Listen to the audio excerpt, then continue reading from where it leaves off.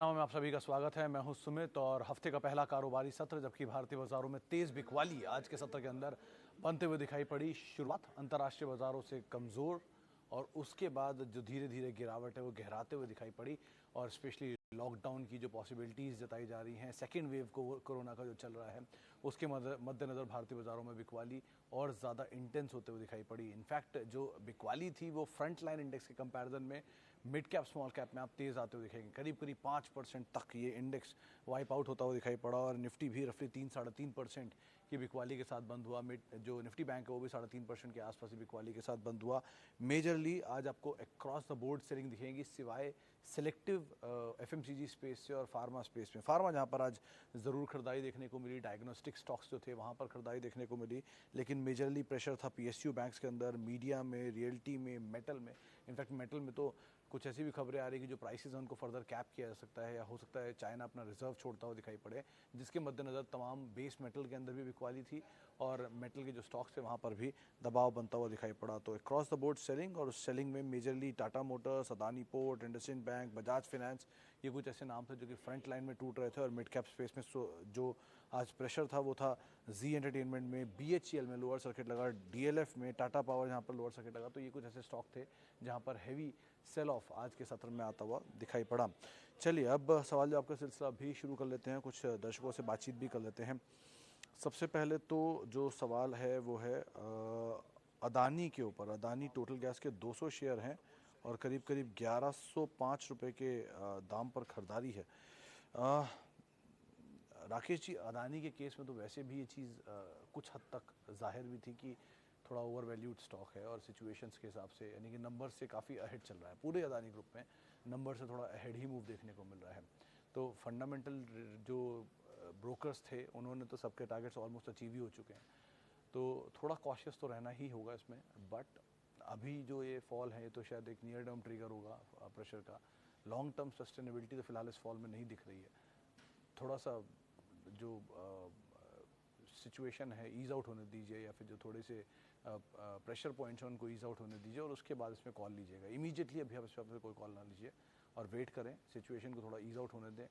इस पर जितनी सफाई है वो आने दीजिए, किस तरह का लॉकडाउन हो रहा है नहीं हो रहा है, या फिर केसेस कितने ईज़ आउट हो रहे हैं, वैक्सीनेशन का रफ्तार कैसे है।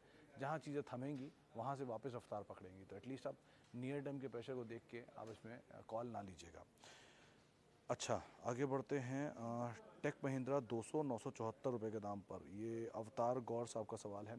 गौर साहब, टेक महिंद्रा वैसे तो ब्रोकर से मान रहे हैं कि अच्छे नंबर्स के लिहाज से रहेगा ये इन फोकस। पूरा आईटी स्पेस तेज़ी में है। कल टीसीएस के आज टीसीएस के नंबर आने वाले हैं और अगर नंबर्स बेटर आते तो शायद पूरा आईटी में एक वापस बूम आता हुआ दिखाई पड़े।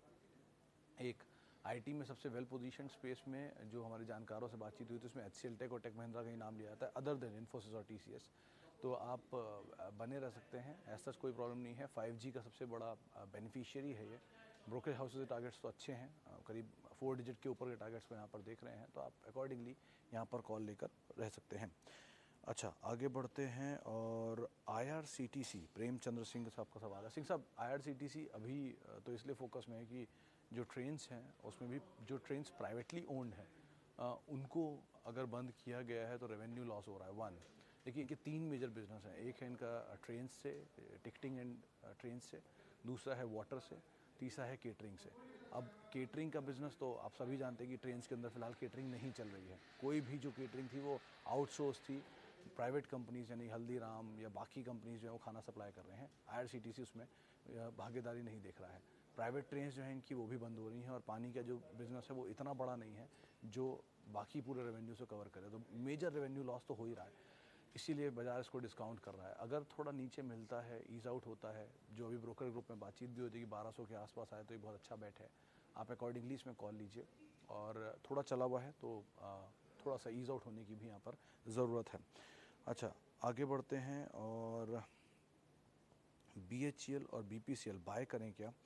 नीलेश साहब, बीपीसीएल को लेकर तो शायद आज हमारे किसी जानकार ने एसआईपी मोड की बातचीत की थी, अगर मैं गलत नहीं हूँ तो। लेकिन फिर भी मतलब ब्रोकर्स तो यहाँ पे ऊपर की टारगेट दे रहे हैं, डिपेंडिंग ऑन कि किस तरह की डील होती है, कंपनी का विनिवेश होता है, विनिवेश में कौन प्लेयर आता है, प्राइवेट प्लेयर होता है कि नहीं होता है, उस पर डिपेंड करता है।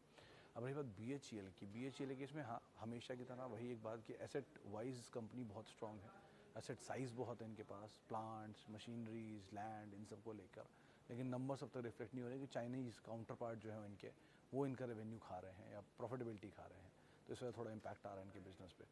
डिपेंड आप कितने समय के लिए इसमें बने रह सकते हैं, कितना समय इसमें दे सकते हैं, उस पर डिपेंड करता है। और आज तो फॉल है, अभी जब तक पैनिक सिचुएशन ईज आउट नहीं होती तब तक आप कोई भी मतलब साइडवेज में बैठना ज़्यादा बेटर है। थोड़ा तूफान थम जाए उसके बाद आप बाहर निकलें, वो ज़्यादा बेहतर सिचुएशन रहेगी।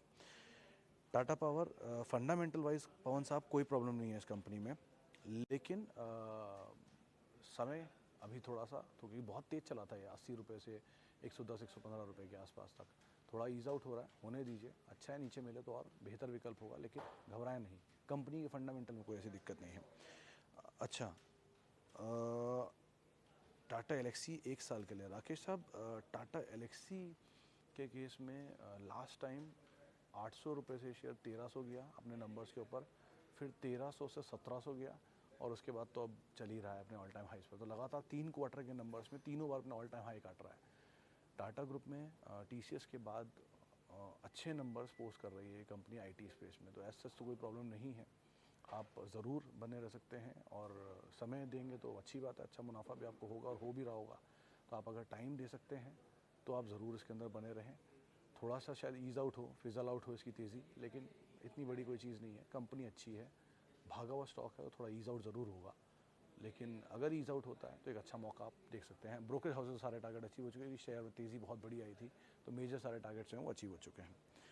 अच्छा, यूको बैंक 14 रुपये पे, कन्हैया जी का सवाल है। सर यूको बैंक आपने या तो ट्रेडिंग के लिहाज से लिया होगा या निजीकरण में आपको लगता होगा एक बड़ा कैंडिडेट हो सकता है, यही 2 ऑप्शन सोच के आपने शायद खरीदारी की होगी।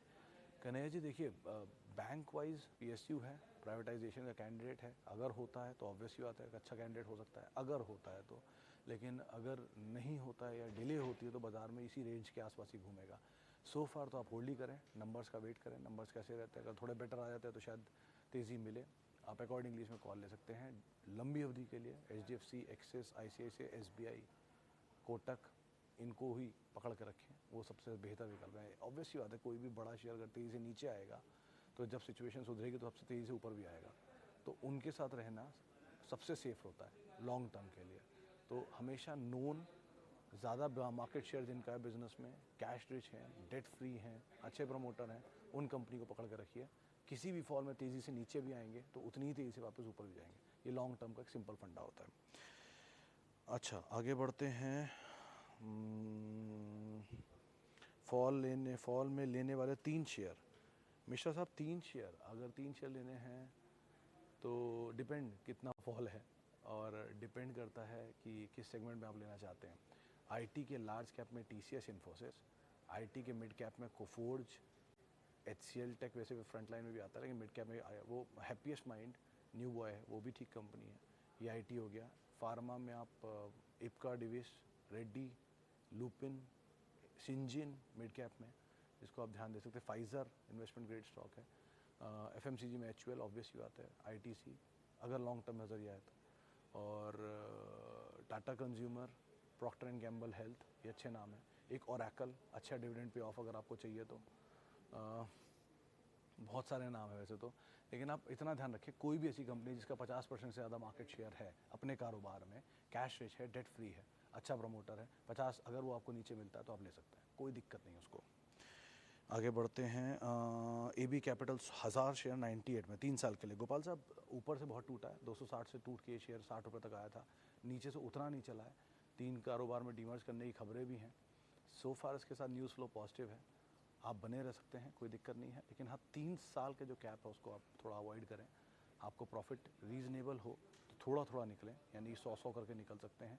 जैसे या तो आपको अच्छा प्रॉफिट हो तो आप अपने फ्री के शेयर बेच दें और कॉस्ट के शेयर रख लें, प्रॉफिट ले लें और कॉस्ट को, या कॉस्ट ले लें और प्रॉफिट को छोड़ दें, ऐसा कुछ करके रणनीति बनाइएगा। लेकिन 3 साल का जो टाइम फ्रेम है उसको आप थोड़ा हटा दें, वैसे कंपनी में कोई दिक्कत नहीं है। अच्छा, टाटा केमिकल और पिडीलाइट, मुकेश यादव साहब पिडीलाइट 30 शेयर हैं आपके पास 1885 पे, हाफ भी हो जाए तो आप इसे डबल कर सकते हैं, यानी 30 के 60, 60 के 90, 90 के 180, इस तरह भी आप इसे चल सकते हैं, कोई दिक्कत नहीं है इस कंपनी के साथ। बहुत strong numbers, fundamentals, product profile है। आप फेविकोल को जानते ही होंगे सालों से, और फेविकोल इनका की प्रोडक्ट है, तो आप अंदाज़ा लगा सकते हैं किस तरह के प्रोडक्ट हैं और किस तरह की डिमांड है इसके प्रोडक्ट की, स्टेशनरी से लेके हाउसिंग तक में। तो आप बने रह सकते हैं, हर फॉल में ले सकते हैं। अब दूसरा जो नाम था वो था कहाँ गया, Tata chemical. Tata chemical sir Tata group की पेडिग्री कंपनी, मेजरली केमिकल के अंदर है, और जो इनका बाकी फूड बिजनेस और शिफ्ट हो गया टाटा कंज्यूमर में। कंपनी ठीक है, नंबर्स ठीक है, आप समय दे सकते हैं तो ज़रूर बने रहिए। नीचे मिले तो आप फर्दर इसमें ऐड भी कर सकते हैं। अच्छा, और आगे बढ़ते हैं। प्रिंस नारंग साहब का सवाल है एयरटेल पर 50 शेयर 544 पर। ये नारंग साहब थोड़ा अंडर परफॉर्मर रहा है। आप ऐसे समझें कि 620 रुपये ऊपर और 480 रुपये नीचे, ये रेंज इसने दिखाई है पिछले 6-8 महीने में। तो बहुत कुछ तो इसमें है नहीं, लेकिन हाँ, कहीं आपको रेंज के नीचे हिस्से में मिले तो आप ऐड करिए, रेंज के ऊपर हिस्से में निकले तो आप निकल जाएं, तभी ज़्यादा बेटर रणनीति रहेगी। क्योंकि कंपनी बुरी नहीं है, कंपनी अच्छी है, लीडर है अपने सेगमेंट में। 740 रुपये ब्रोकेज हाउसेज के टारगेट्स भी हैं, लेकिन सो फार ये वहाँ तक पहुँच नहीं पा रहा है। तो बेटर ये कि कहीं नीचे मिले रेंज के तो आप खरीदारी करें, ऊपर मिले रेंज के तो आप निकल जाएं। टेक महिंद्रा पे हम बातचीत कर चुके हैं। HDFC बैंक और बजाज ऑटो, रोहित साहब का सवाल है। रोहित साहब, दोनों कंपनियां लॉन्ग टर्म हिसाब से बेहतर हैं। आप मान के चलिए बजाज ऑटो के पास 700 रुपये पर शेयर का तो सिर्फ कैश है, बाकी इसके कारोबार की वैल्यू है।